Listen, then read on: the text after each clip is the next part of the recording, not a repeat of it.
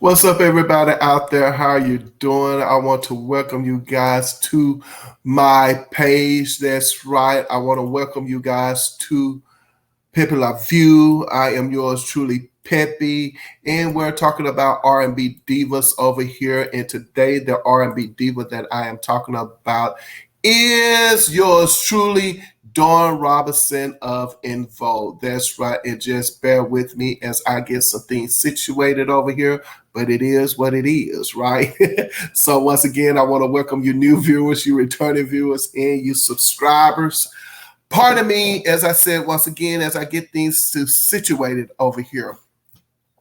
Usually when I talk about my R&B divas in this format, what I usually would do is that I, of course, just have a picture of the R&B diva, and I just go into my complete dialogue or my commentary about them. But for whatever reason, this time around, I just wanted to be right here in front of the camera. Usually, I'm probably tired and I'm feeling drained, and I just want to sit down and relax and just talk, and kind of do whatever I'm doing and talk at the same time. But no, I want to talk with you guys right now, face to face with my R&B diva up here, Dionne Robinson, as you guys should know, especially you 80s babies. And I say 80s because then you should have known of En Vogue in the 90s when they came out around April or March of 1990. And of course became the mega group En Vogue, the Funky Divas of Soul, En Vogue with their 1992 album Funky Divas, which most people say is the album that put them on the map. Funky Divas that had the singles My Lovin' You're Never Gonna Get It, Giving Him Something He Can Feel, Free Your Mind, Give It Up, Turn It Loose. And it looks like there were a couple of other singles also released off that album as well. But today we're talking about Dionne Robinson. That's right. I've covered Terry Ellis. I've covered Maxine. I recently did a video on Cindy Herron. And now that I think about it, I've also talked about Rona Bennett. Who knows? Maybe I'll get around to talking about Amanda Cole. And Amanda Cole was in the group for maybe about a year or two, somewhere during the early 2000s, maybe like 2001, 2002, 2003, somewhere up in there. Now, what I'm going to try to do is stay focused with Dionne Robinson and not talk about the other ladies of En Vogue, but talk about Dionne Robinson. And the way in which I'm going to talk about Dionne Robinson is pretty much the same way that I talked about Maxine when it came to the Born to Sing album. That was a Platinum Plus album that had the hit singles Hold On, Lies, You Don't Have to Worry, as well as Don't Go. 3 number one R&B songs on that album. Don't Go went to number 3 on the R&B charts, and Hold On went to number 2 on the pop charts, while You Don't Have to Worry and Lies hovered around the top 40 on the pop charts. So, not bad for your first time coming out. When I think about Dionne Robinson, though, at this moment in time in En Vogue, I still have to say that I'm not going to say that Dionne Robinson was an afterthought. I won't say that at all. But what I will say is that I kind of noticed when it came to Dawn and Maxine, it looks as if their positioning in the group, somehow or another, they had them positioned in such a way that you just didn't focus on them. Now that I think about it, I don't know what that's all about. Some people have speculated that it wasn't anything intentional, but it was probably the way the ladies, their height. And if you can go back and look at any of En Vogue's pictures, and any time that the ladies are performing live, these ladies are definitely placed in a particular angle. It is what it is. And even when Dawn came out and she co-led the song Lies, at the same time, when we think about Lies and Dawn Robinson's vocals on it, I still have to say, and you have to kind of be mindful of the things that you say about Dawn Robinson, okay? But I will say this, I'm not going to say that she was not talented. That's not what I want to say. I don't want to say that she didn't have it, but it was more of an afterthought. Even when she was leading Lies, my focus still, for whatever reason, was on Terry and Cindy in the group. And I think it's still because in my head, for whatever reason, during the time they released Born to Sing, Terry and Cindy looked like to me that they were the leaders of the group. And it could be, again, Terry and Cindy coming out with Hold On. It was such a big hit. I'm here to tell you, Terry showed up when she sang the a cappella part of Hold On. She showed up and she showed out. And the same thing goes with Cindy. When Cindy showed up on Hold On, she showed up and showed out. And I just didn't get that it from Dawn, and I didn't get that it from Maxine. They just didn't show up and show out for whatever reason when it came to the Born to Sing album. I know that that's going to sound offensive, probably even to them if they hear this, or any of their people hear this, or any of the diehard fans such as myself hears this, but it's just the way that it was positioned in the group. But songs such as Waiting on You, Dawn Robinson's vocals were very strong. Waiting on You definitely was my favorite song on the Hold On album, on the Born to Sing album. Waiting on You was my favorite song, along with Just Can't Stay Away. I really truly think vocally on that record, Terry and Dawn definitely had some very strong vocals on their songs that they led by themselves. So good job to them. But again, nothing about them, Dawn, to me stood out. I didn't pay Dawn much attention at all when the Born to Sing album was out. It wasn't until the Funky Divas album when I went like, wow, okay, look at Dawn. Dawn came out and Dawn was very spicy, sultry, seductive, sensual.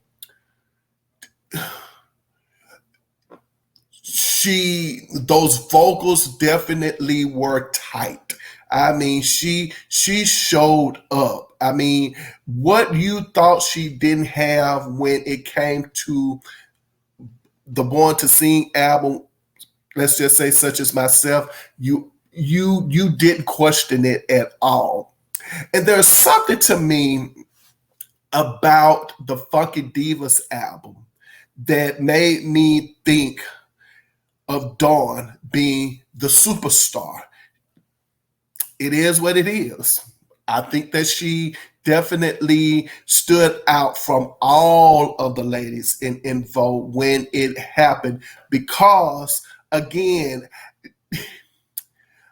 I don't know if Tommy and Denny, Thomas McEnroe and Denzel Foster, the producers of In Vogue, the founders of the group, as well as the producers of the group, I don't know if it was the material that they gave Dawn at this moment in time was just some very strong material, and they gave Dawn the freedom to be as free as she possibly could vocally, or if Dawn just really and truly liked the music that she was singing. But what I got from Terry and Cindy on Born to Sing, that energy, that excitement, out and up front, I got it from Dawn on the Funky Divas album, especially when they released Giving Him Something He Could Feel. All eyes were definitely on Dawn. And now that I'm thinking about this, and I tell you again, this stuff is all in the top of my head. So sometimes I'm thinking about these for the very first time. Now that I think about it, when we think about the whole Dawn dresses,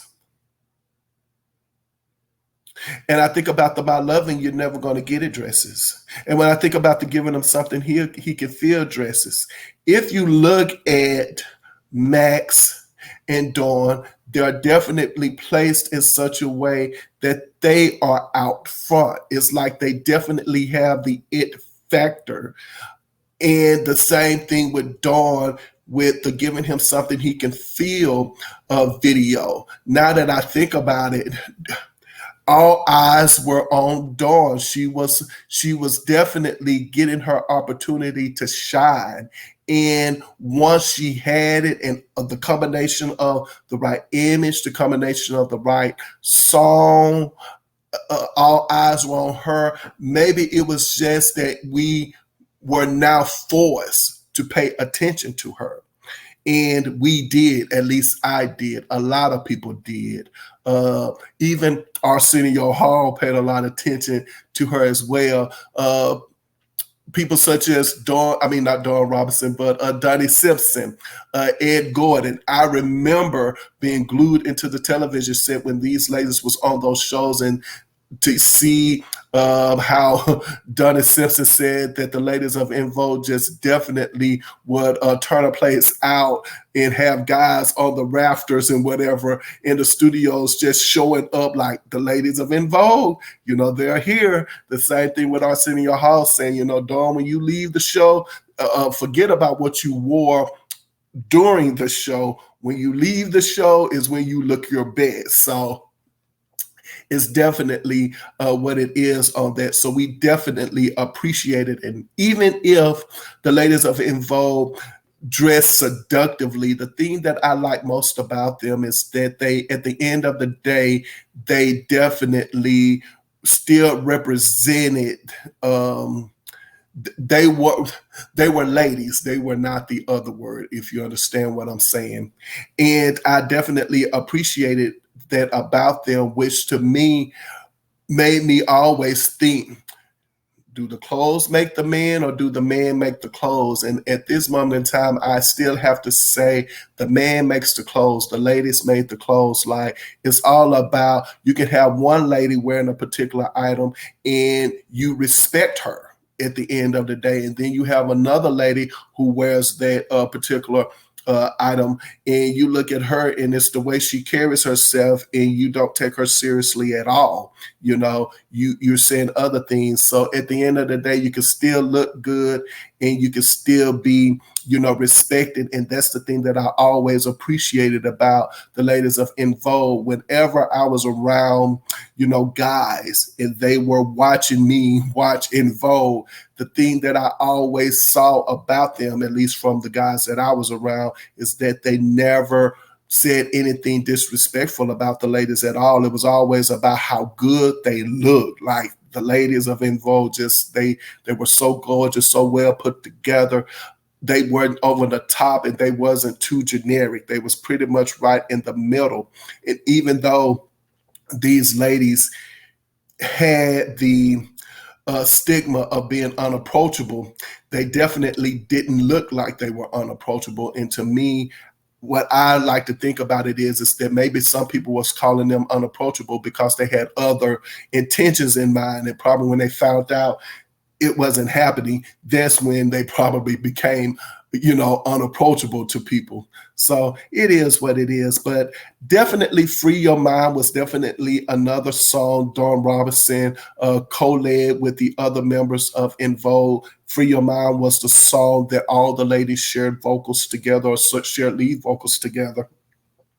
And again, Dawn Robinson definitely shined on that one. It was almost as if rock, and I have to say that even today with the passing of Tina Turner, I definitely wanted to get more rock and roll out of these ladies. And again, I don't know why they did not go down that path. The ladies of En Vogue could have gone on to sing a lot of music, different genres of music.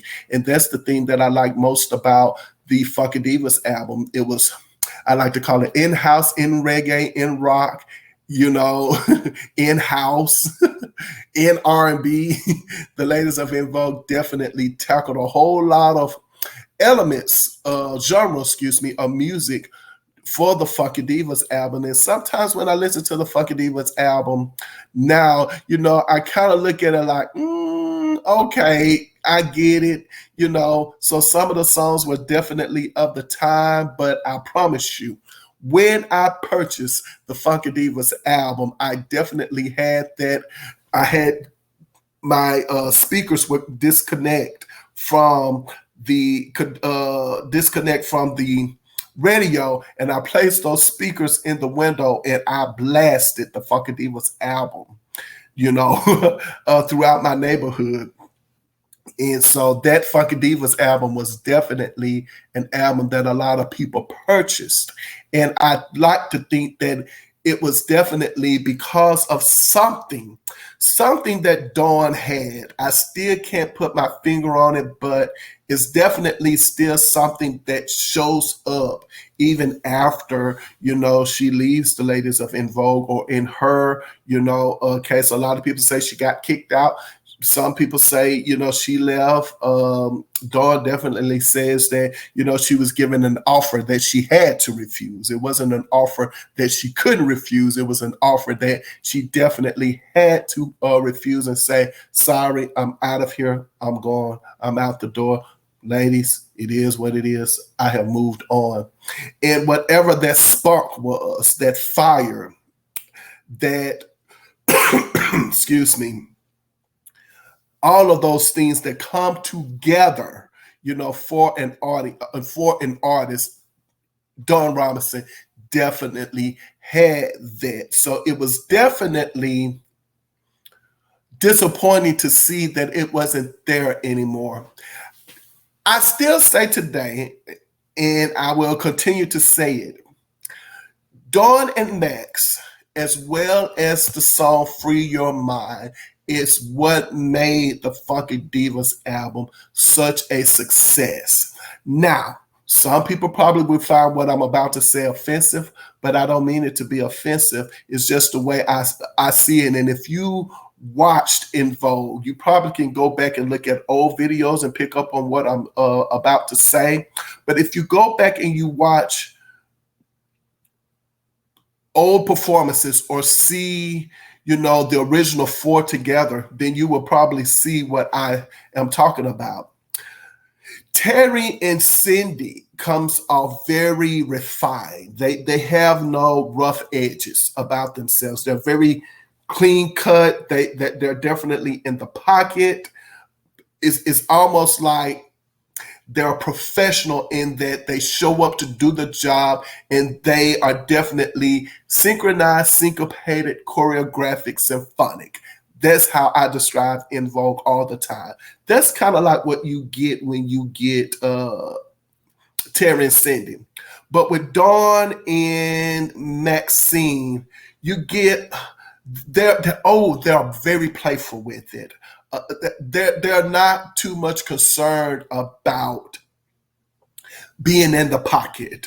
You know, to me, it's almost like I look good and I sound good. I don't have to stay in my lane. Do you understand what I'm saying? Like, all this other stuff doesn't matter to me.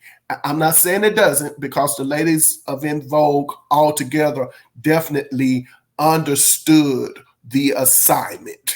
They definitely did, and they know what it takes. They definitely knows what it takes to set themselves apart from all the other, you know, divas in a girl group. They definitely know that.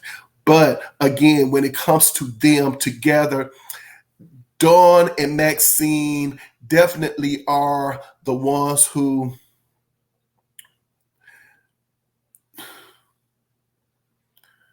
they're not so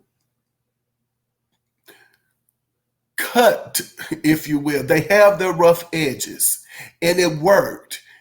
they would definitely be the ones who would not be in sync all the time. And you would see it and go, oh, that was a mistake. But then it's something about it when it happens.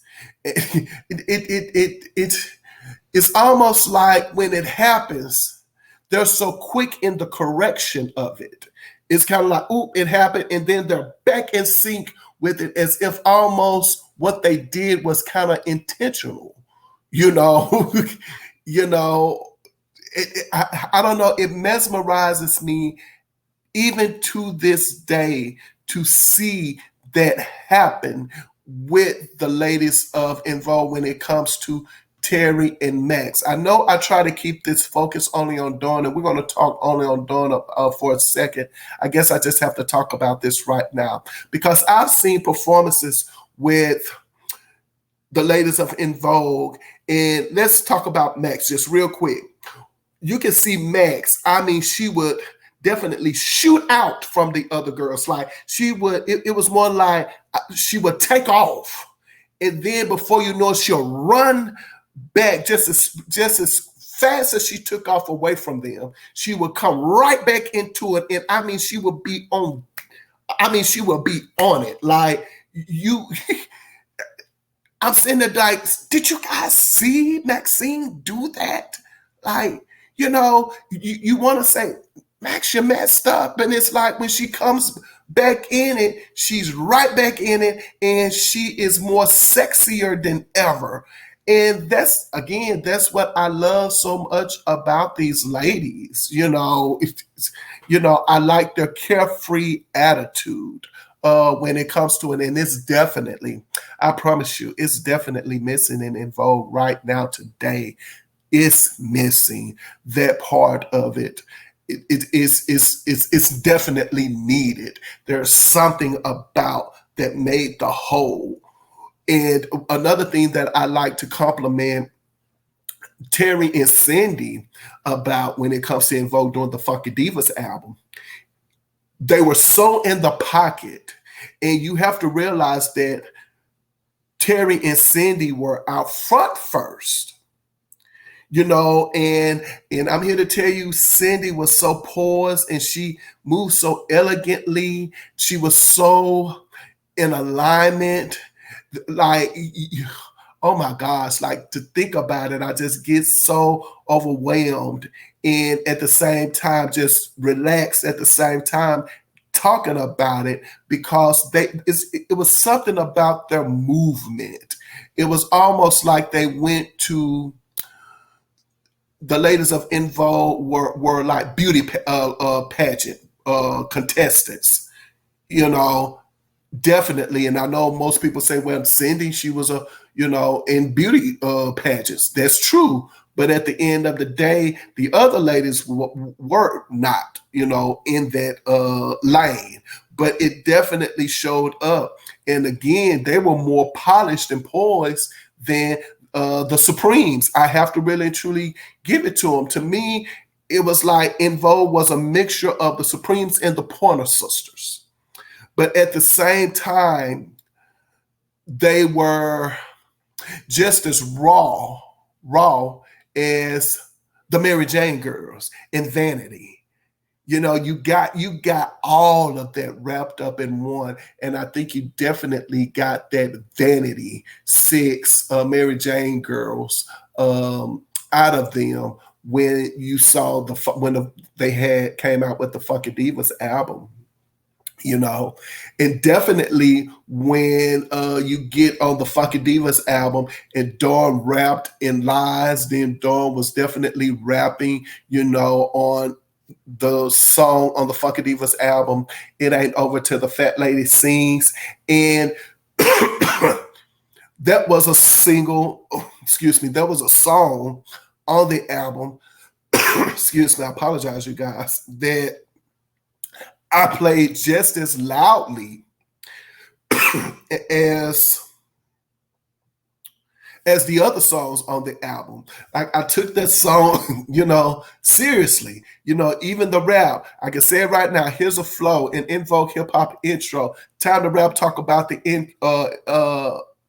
when it's time to rap. Talk about the info pertaining to.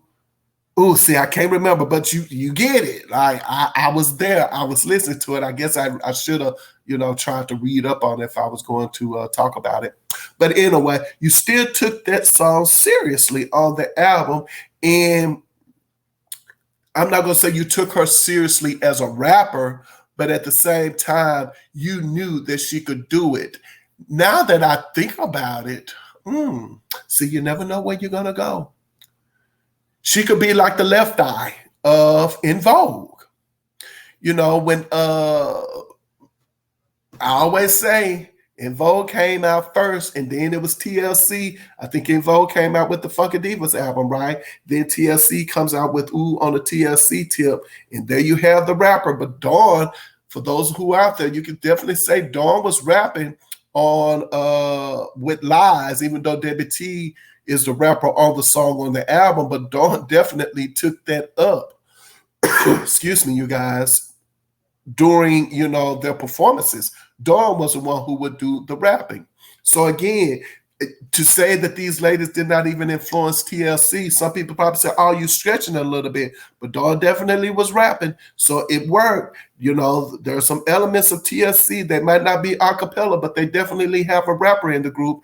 And Dawn definitely you can easily say is the rapper in the group. That's why I say at the end of the day, ladies and gentlemen, all over the world, you can say whatever you want to say about who is your favorite a girl group, and you can have it. But I promise you, the blueprint as of 1990, the blueprint for having an established female group, I don't care what color they were, I don't care what country they came from, you followed the En Vogue format or the formula if you wanted success. And all of the other girl groups out there, if in fact they were successful, more successful than En Vogue, it was because they created a lane for themselves. They did not, I repeat, they did not tried to get in that lane with En Vogue. They did not line up with those ladies. They knew if they lined up with those ladies, their career would be almost slim to none, okay? Because there's just no one out there that could compete.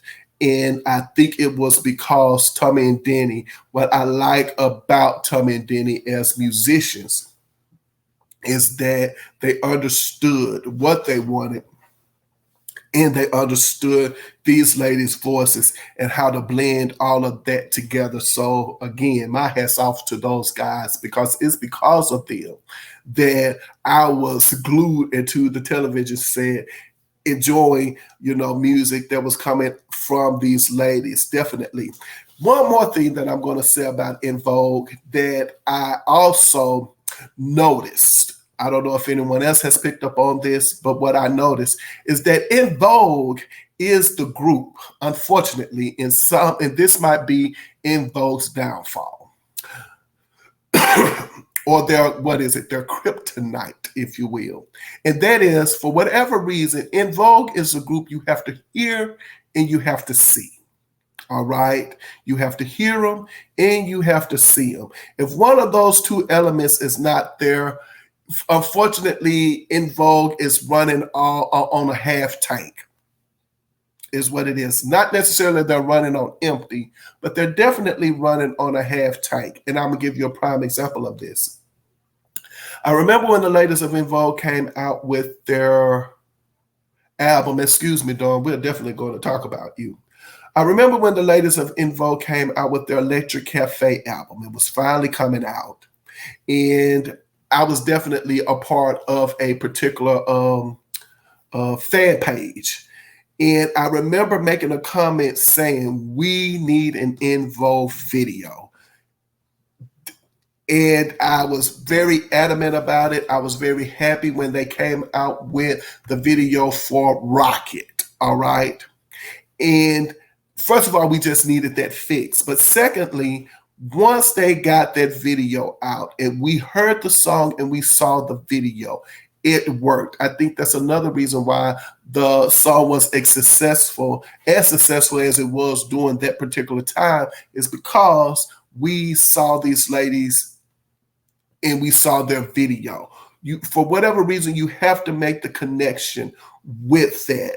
If we don't see them and we only hear them, for whatever reason, it's almost like, oh, okay. But then you see them, you're like, oh, okay.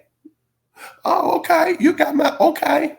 You know, and I don't know what that is. I don't know why. I think about songs after, songs that En Vogue released that were singles but without videos. Looked like they didn't do too well. And that was another one of that's one of their downfalls as a whole. You just, like I said, you have to see them. All right, so we're in the 30-minute mark, and now let's see if we can get a lot of Dawn Robinson in here. I definitely apologize about that.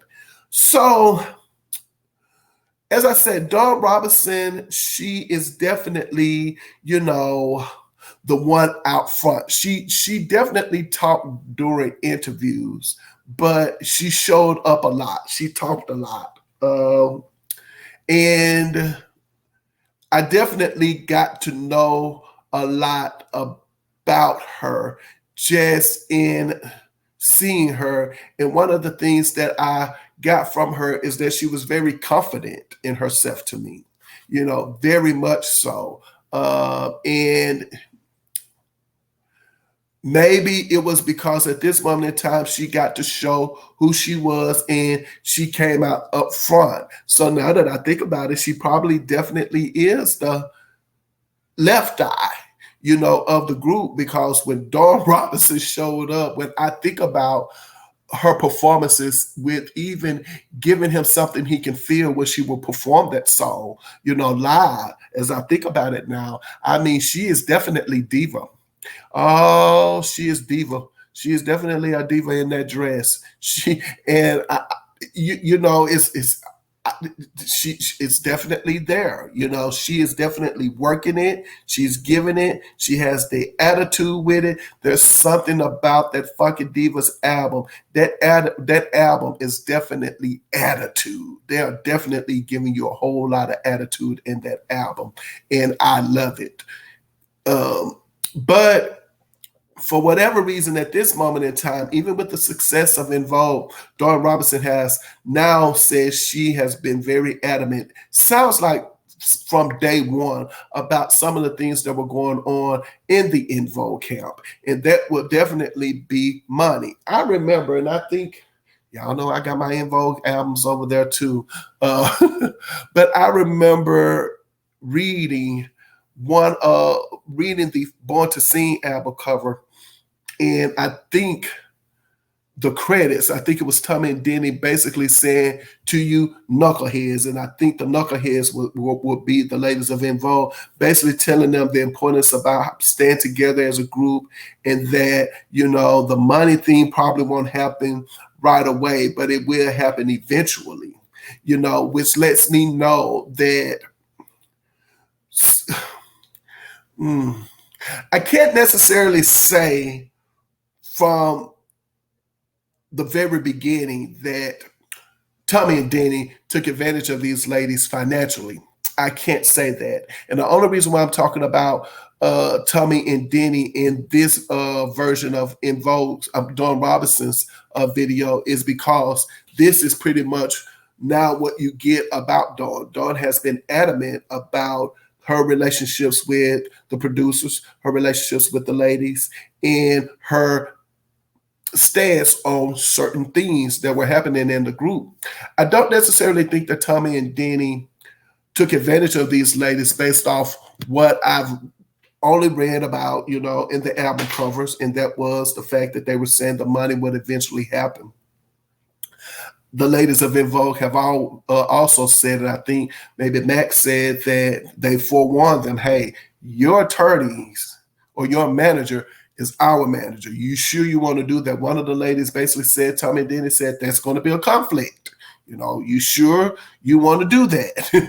You see, so it sounds like to me they were at least upfront. Sometimes you can still be upfront about it, but it's almost kind of like it's understood that, hey, maybe this guy would still definitely be a good manager for you guys. And to think that Tommy and Denny, they're already successful producers in the business. So if you're young and you pretty much don't know what's going on, you would think that, well, he represents Tommy and Denny. They're our producers. They're great. So why can't they, he represent us as well?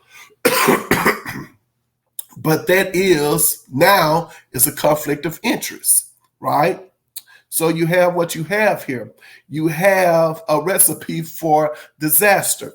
I still say that when it comes to this En Vogue situation, that if the guys would have looked at the fact of what Dawn was saying, hey, we winning here. Let's continue to win together. Let's renegotiate everything. If in fact they had did that, then I think that we would have gotten a different kind of outcome when it came to En Vogue, because it seemed like to me, Dawn was just basically saying, show me the money. It sounds like what it was pretty much being said. And maybe all the other ladies was like, well, maybe we shouldn't just really touch it like this. But, it is what it is. So at this moment in time, what ends up happening is that Dawn leaves the group. And Dawn has basically talked about a whole lot of things that happened after she left the group, meaning, other projects. Dawn definitely had, excuse me, I'm sorry, you guys. It's definitely late over here, but I apologize for the yawning like that. But the ladies of En Vogue definitely have talked about the I drew a blank. I'm sorry, I'm looking at something.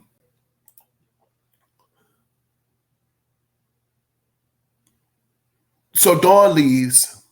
If I'm not mistaken, at this moment in time, Dawn doesn't necessarily pop on the scene after that. I don't think so. I can't recall her doing that. I think she pretty much gets married. Does Dawn get married? There's a guy by the name of Dre Allen. Now, Dre Allen was also a member of a particular group, but I can't remember. What's the name of that group that?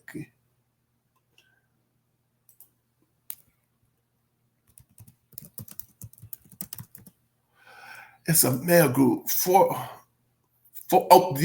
example. I'm about to say, I knew it was For Example. So Dre Allen was a member of a band, I believe was called For Example. All right, which is interesting because En Vogue was about to be called For You. Is it For Example? I think it's called For Example. I think that's the name of the group. And I think they probably had some success or what have you. And so I'm not quite sure when they get together, but they definitely do get together for the most part. And then what we see from Dawn is that Dawn shows up on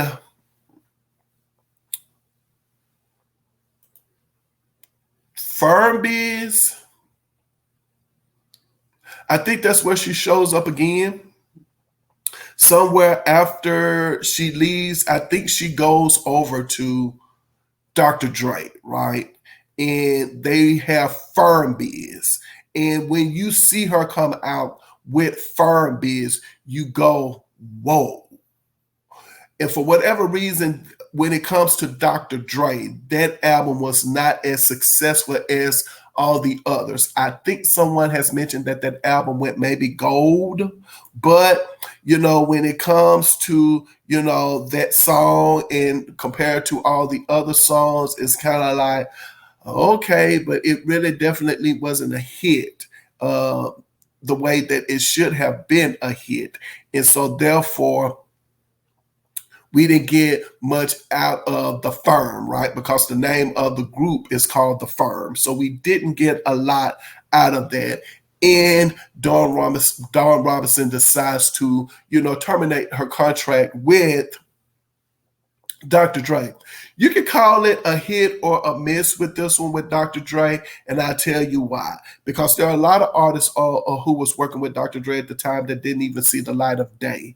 There was some artists who did see the light of day, and they really and truly didn't go anywhere. The only thing that I have any issue with when it comes to Dawn and her relationship with Dr. Dre as far as working together, and Dawn basically has said, well, I'm not that kind of writer. I just can't go in the studio like everybody else and crank this stuff out, which, is probably true. But I would like to think that's when you gather up other artists. So I would say, where's the A&R person who's supposed to lead and guide at this moment in time? Even if Dr. Dre is so hands-on, at the end of the day, I think that someone should have at least, pull, other talented writers in to help her, guide her career. That's the only downfall that I see about all of this, as it relates to, again, her relationship with Dr. Dre. Now, after Dr. Dre, I think, again, we see Dawn Robinson, in the movie Life. I was still happy to see her, in that movie. I was like very excited seeing Dawn in Life, singing. When I first saw her immediately, I was like, oh my gosh, she's, in the movie. Now, I can't recall, and if she's not, it definitely is a shame, but I can't recall. For whatever reason, she does have a small part in the movie Life, but I'm not quite sure why she was not featured on the soundtrack. I think that would probably have been great for her career if she could have been a part of the soundtrack. Now, get this. Life is an Eddie Murphy movie. And you remember I mentioned people like Ed Gordon and Donnie Simpson and Arsenio Hall and all those people being taken back when it came to En Vogue. Eddie Murphy was also, someone who definitely admired these ladies as well. And so I would like to think just the fact that, having Dawn Robinson to be on, to be in his movie was definitely, just a favor, because it was a no-brainer, to have, someone from En Vogue, in the movie. And if you don't recall, I think the Ladies of En Vogue shows up on one of Eddie Murphy's songs in one of his albums. I think the song is called Yeah. So, the Ladies of En Vogue was definitely admired by Eddie Murphy as well. Definitely getting late over here.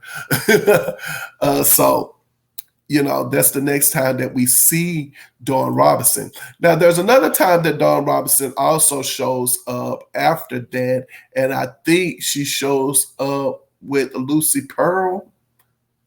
So we go from Life to Lucy Pearl. Is that correct? I think so. And you see her again, and it's almost like after seeing her on the Firm Biz, to be quite honest with you, I never thought she was a part of the Firm. But to see her there, to see her in Life, and then to see her now with Lucy Pearl, there's two things that is happening in my mind. I'm saying, what's going on? But at the same time, I'm proud, because these are definitely some great projects to be a part of, and it definitely shows that, again, that she has it. Is given the right producers, the right record company, right management, so on and so forth. It's great. But now that I'm thinking about it and hearing just a few of the many interviews Dawn has, given, now that I think about it, it sounds like to me Dawn was really and truly adamant with her management at the time or whoever was, responsible for her career is saying, no, I am going to do this. So at the same time, it's almost like, yeah, Dawn has all of these opportunities presented to her. But if it looks like, I'm not going to say something better comes along, but if it's something she definitely wants to do, it sounds like Dawn is like, I'm going to do it. I don't care. I don't care how you feel about it. I'm going to do this. This is a great opportunity for me. And I do recall hearing Dawn say she had a contract with RCA Records at the time that she was singing. Well, she was asked to join Lucy Pearl, but it was a one-off album deal. So it was more like, well, let me go ahead on in, do this real quick. It's a one-off album deal, and then I'll go back to doing what I was doing. And sometimes when you think about it, when other people around you who you have given the responsibility for your career, this is just me talking out loud, who's giving you, who's guiding your career, sometimes you have to stop and say that person is putting a whole lot of effort into making sure that these things are getting done. So I would like to think, this is just my mind talking, that if your manager has helped you secure an RCA record deal, or if you have assisted in creating getting an RCA record deal, and you still have your people in place, if someone says, well, let's focus on this and get this done and do what we need to do on this end, then, we'll be successful and we'll have other opportunities to do things like that. But sometimes, when you are someone who's definitely is speaking up for yourself and you know what you want and you go for it, sometimes, the things that you think would be a success for you are probably not as successful as you think that they should be. And now that I think about it, if Dawn has been adamant from day one about, things that needs to be in their favor, that should be in their favor, and she's adamant about it probably from day one or after Hold On is releasing the success of that single, then one can definitely say, well, Dawn, she's definitely, someone who's, now that she's free from In Vogue, she's free from Atlantic Records or Electric Records at the time. She's free from these particular producers. So she's free from all of this. Now she definitely can take her career in her own hands and call the shots. This definitely sounds like what she's doing, is calling the shots herself. And as a result, sometimes people will just back off you and just say, all right, then, and they probably won't put as much effort into things because in their mind, they'll be like, okay, I told you so. Or, well, you definitely have to create a team for yourself. If you are the person who's going to run the ship, then you need to create a team of people who can help you get there. And they understand that that's where the route you're taking and they get you there, versus someone you're asking to help and assist your career, and they're assisting your career, but it's to the point where they're doing it kind of like on their own or not necessarily with you in mind. They're doing it, but don't necessarily have you in mind. If you understand what I'm going with that, it's more like, well, this is what we have. This is what it is. Take it or leave it, and it's like, well, when you don't have any emotional ties to things, I guess that's what I'm saying. It's easy to do. And those who do have some emotional ties to it, whether if it's just sweat equity, whether if it's just picking up a phone and calling someone up who the average person couldn't get on the phone and call up and get their call through. Do you understand what I'm saying? Sometimes, you need to not always be around the people who can definitely turn it on for you. You need to be around people who can hear your vision and turn it on for you that way. It's basically what I'm trying to go and say.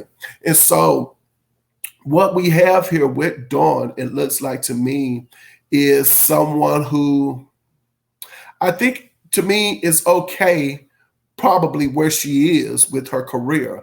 And the only regret is that, well, I have not been treated fairly in this, and I have not been compensated properly for this. It sounds like to me what I'm getting out of this In Vogue story as it relates to Dawn is that I did not get the lion's share of the money, and I didn't get the respect. And I'm okay with that if I didn't get it. And I've heard her say in interviews that I don't mind signing my rights over. I was broke when,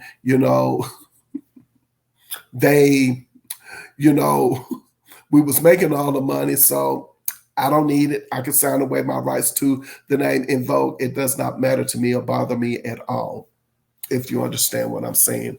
So I think she's pretty much basically comfortable where she is right now on that end. I think for me, when I think about Dawn's career and where it could have been, or Dawn's career and what could be right now, is that, sometimes some people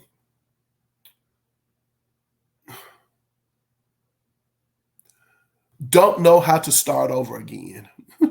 It's more like, I'm not saying that they live off what was, but I think about all the other divas, and if they took that position of not having to start over again, like literally start over again and make their way through, then we wouldn't see those divas right now. As I mentioned with the passing of Tina Turner, she did tell, you can have all of that stuff. I don't want that stuff. At least that's what it was portrayed like in the movies. You can have all that stuff. I don't want it, but I want my name. I've worked too hard for it. But I remember being young and watching that movie, and when it came out at the time, and we were all sitting down in my house, my mom and everybody, and we was watching it, and we got to the court scene.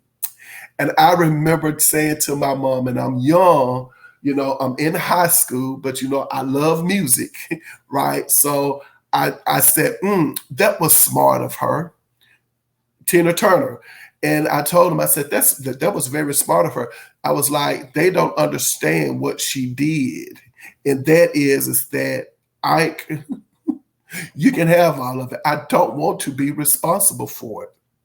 But I'm going to walk away with my name. I'm going to walk away with the name Tina Turner, and I'm going to tell you why. Because when I leave here, I'm going to continue to be Tina Turner out there to everybody else. Because you know what? I'm going to use that name to make money for myself. And I don't want to be tied to anything you have legally. I don't want to be responsible for that, because you took a lot of money and you have not made good on it. And I don't want them coming looking for me. Do you understand what I'm saying? And I remember trying to get my parents and everybody to understand that that's pretty much was definitely a smart move on her end. I can go out and create again. I can do that. I can make money. I have more of a possibility of having a career being away from you and everything that's going on. I don't need anything else in my way. And I often think about that as it relates to, Dawn Robinson. To me, I would close by simply saying where I see Dawn's career is that she just definitely needs the right management and the right team. And she definitely could be,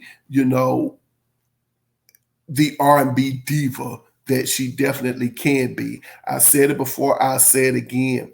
Because I've seen the success that she has had outside of In Vogue, I definitely know that she is the diva, of the group, that she's the one who could definitely go on to sell have multi-platinum albums. I can, because it's definitely there.